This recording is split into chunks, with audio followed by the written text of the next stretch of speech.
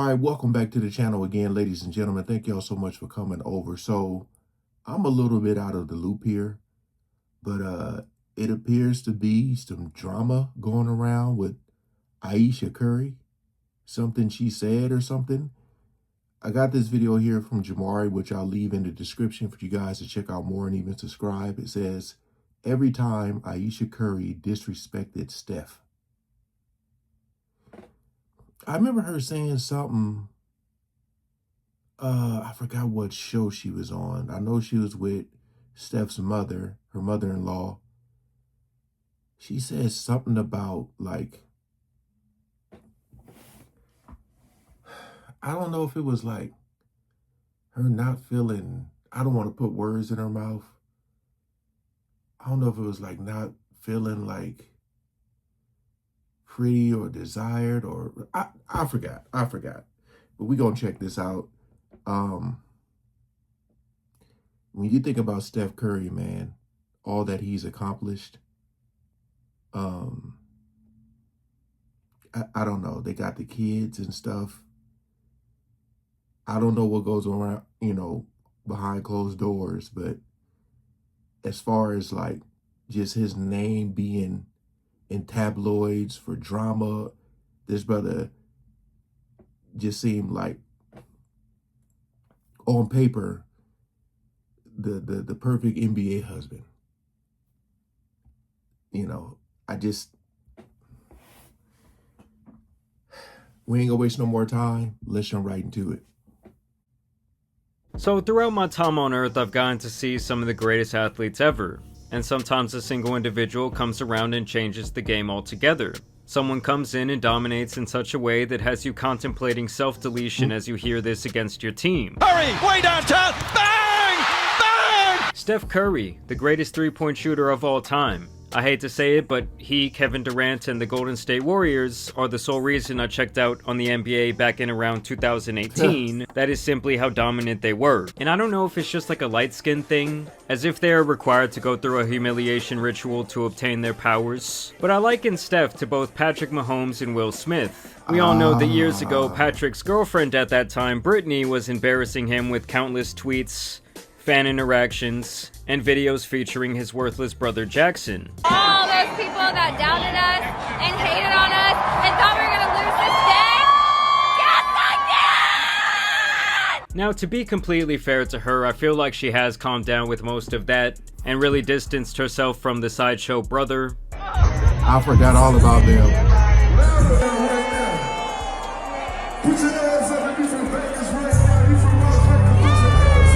And as for my guy Will, y'all know his legacy was tarnished because his wife loves to emasculate him every chance she gets. Would you say she has been instrumental in you and I redefining our relationship? I would say don't just start filming me without asking me. Oh my goodness. If you could film me. Astaire, come help us again, please. I'm still dealing with foolishness. And we have also talked in the past how Steph's wife Ayesha is yet another one of these women who does this exact same thing. I think the downfall really... Is this it? Hopefully they'll play that clip I'm talking about. Hopefully, so I can remember exactly what she said.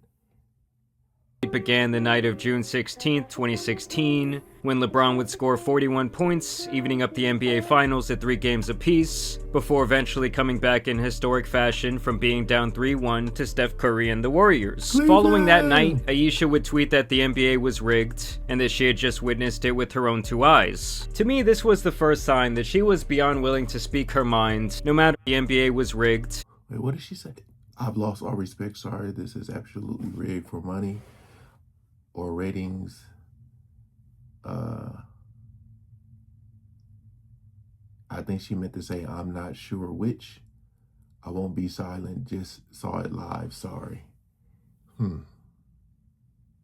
And that she had just witnessed it with her own 2 eyes. To me, this was the first sign that she was beyond willing to speak her mind, no matter what the cost and how it could affect her husband and his career. Keep in mind, Steph has always kept his head down and his nose clean. Like, I'm talking about absolutely no scandals on or off the court, while also pocketing a cool $1 billion along the way. And I feel like when Steph was first going off, really making a name for himself, Everyone loved his family. He was bringing out the baby to the press conference. The wife was doing the cooking show. But it was simply not enough for Ayesha, and over time, it's really just gotten more and more embarrassing. First, 6 years ago, we had this clip from the Red Table Talk where relationships go to die.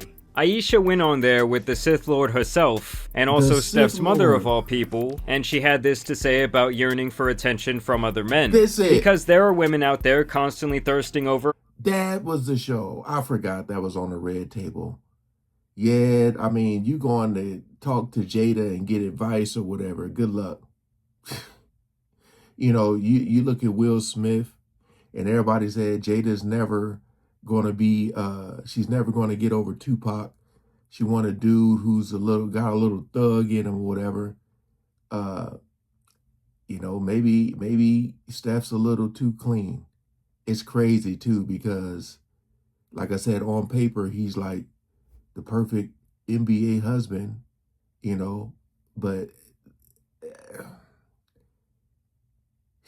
I'm just thinking in my head, like, imagine like someone saying Steph Curry, like, ain't enough.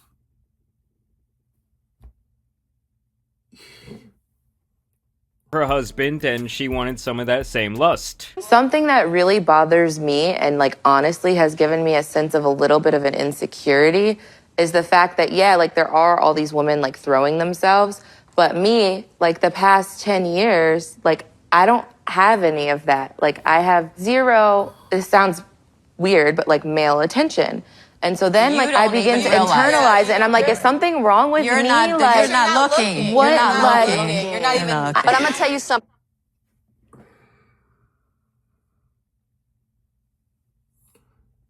That quote right there, as a husband, like, this is something maybe a girlfriend would say, maybe.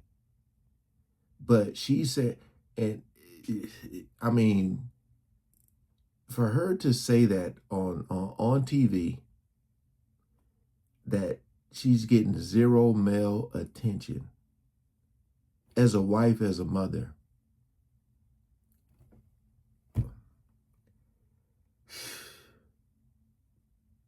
That was tough to hear, because I honestly forgot what it was that she said. But that was just tough to hear, man. Like, when you think about Steph, man, he got to focus on these games and stuff. And you know the crowd likes to troll. I remember them saying something about her cooking and all that, holding signs up. But to hear that,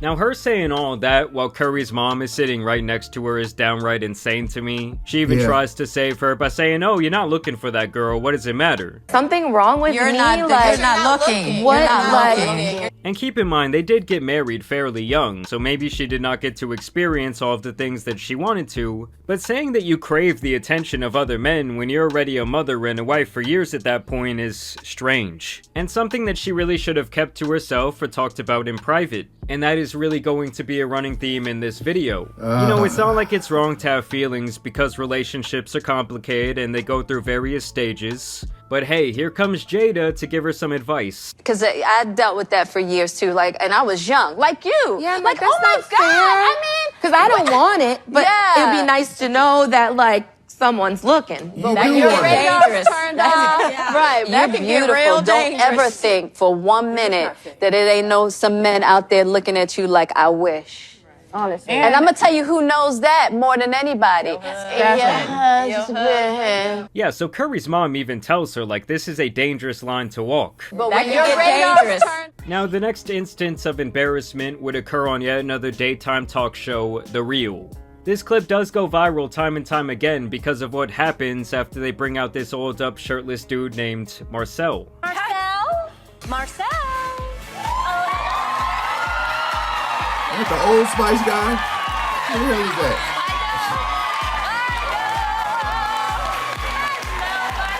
Now, the hand gesture there is just absolutely diabolical. And I get that she's like joking, but if the tables turned and Steph was doing the same thing around some cocktail waitress on a podcast, I think that both women and men would think that that shit is pretty wild. And it's funny how it's always another woman on the show who immediately sees what she's doing as crazy and tries to get her to stop. And during this same interview, she would also go on to put Steph's love for feet on display. Yes, I'm serious. This is gonna turn into a whole other thing, but What? my husband really loves my feet. Oh, I love that. And so, like, the light was hitting him just right that day. And so I was like, let me just snap this photo and send him a picture of my feet.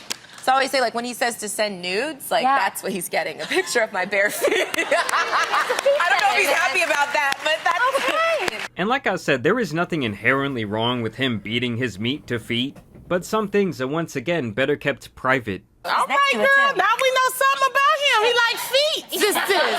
He's going to kill me. And with these latest antics, it's really only gotten worse. As a couple weeks back, Ayesha went on the Call Her Daddy podcast to talk about how she has felt discontent with her life as a mother from time to time, and how it's basically hard to deal with her not being the star of the show.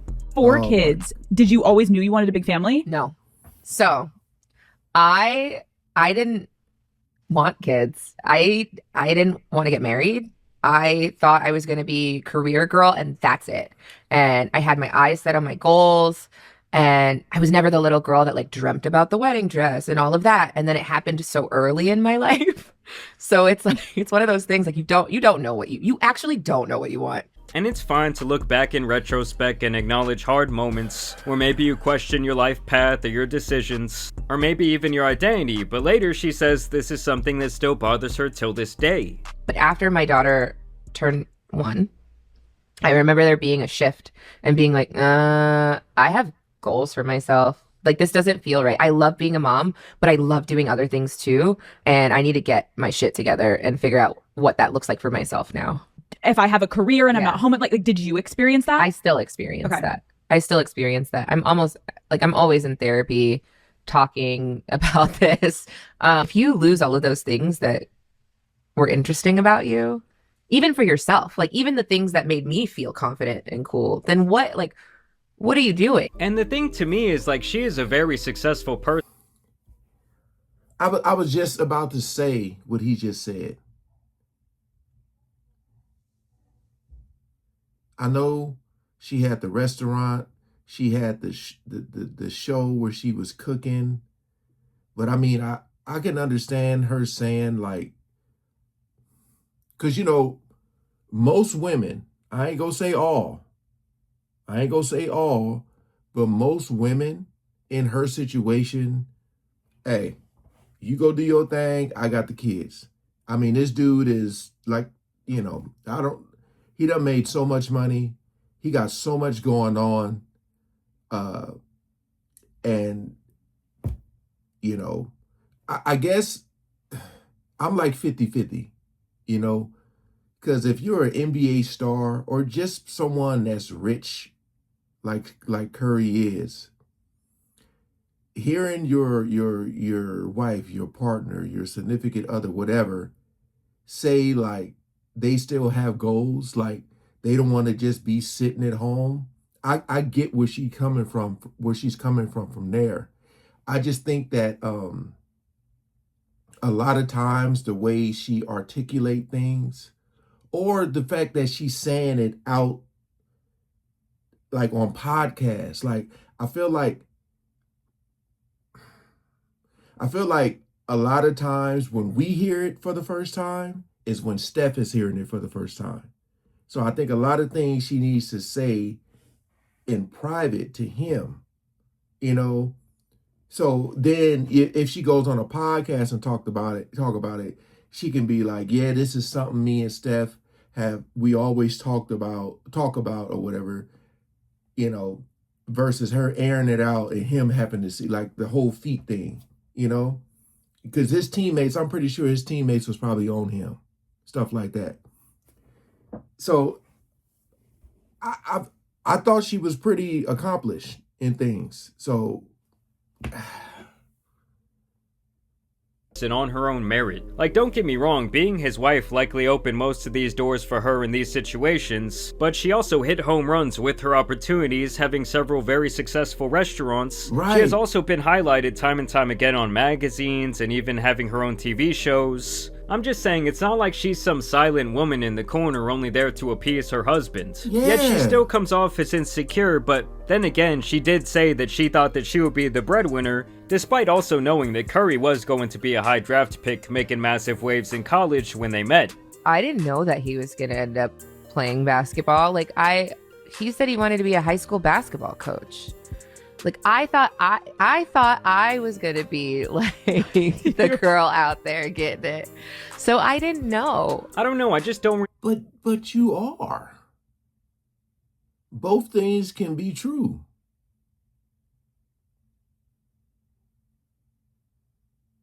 I'm just wondering, if she wasn't Steph Curry's wife, would she still have those same opportunities? Maybe she would have to work a little harder for him. I don't know. But at the same time, like,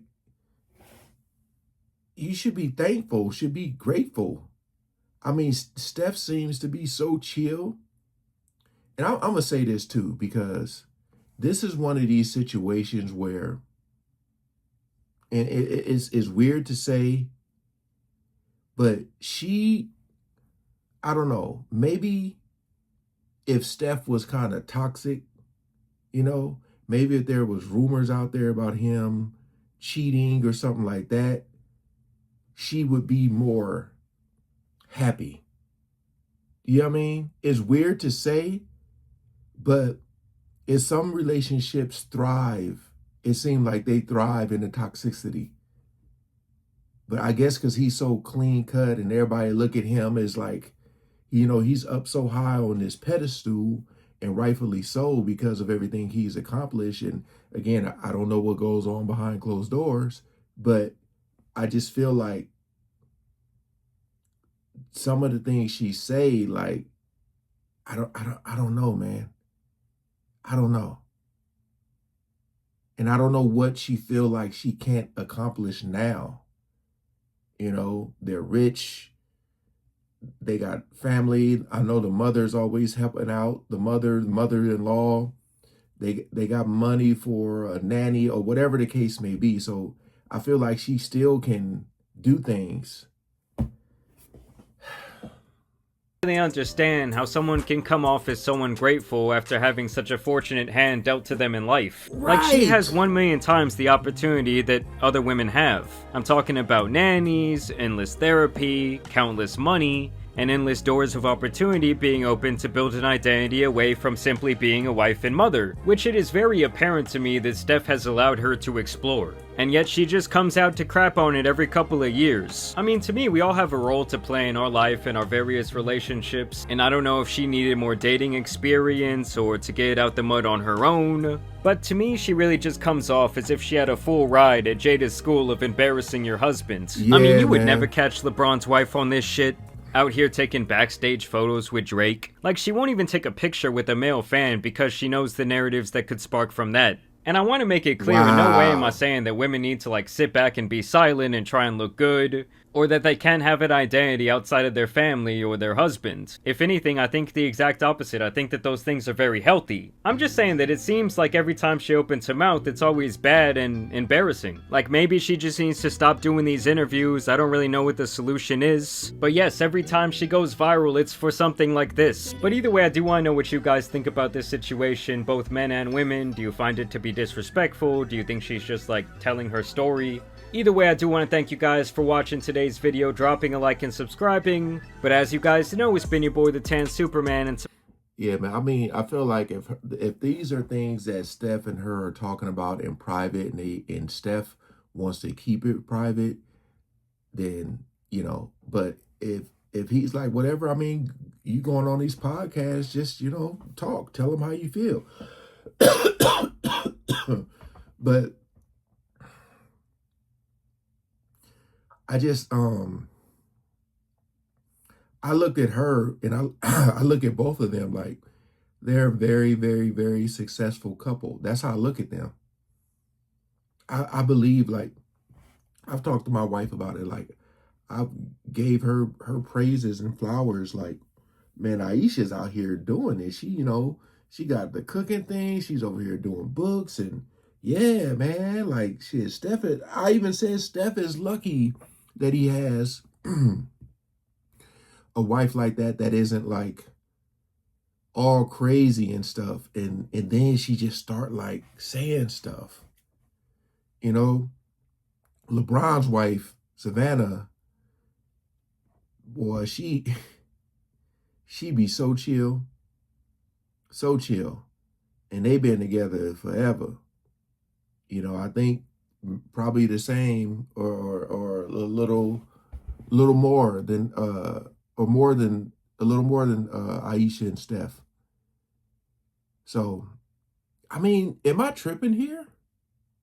Didn't y'all look at her as being like very successful? All right, that's going to do it. Please like, share, comment, and subscribe, man. Shout out to Jamari for the video. Peace out.